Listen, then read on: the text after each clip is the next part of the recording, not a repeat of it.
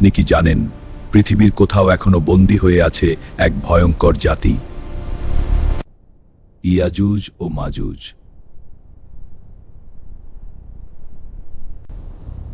এদের কথা উল্লেখ আছে পবিত্র কোরআনে। অনেক আগে তারা মানুষের উপর ভয়ঙ্কর অত্যাচার চালাত। তখন এক ন্যায়পরায়ণ শাসক জুলকারনাইন এগিয়ে আসেন। তিনি তৈরি করেন এক বিশাল দেয়াল। এই দেয়ালের ওপারেই বন্দী হয়ে যায় ইয়াজুজ মাজুজ। আজও তারা সেই দেয়ালের ওপারে বন্দী।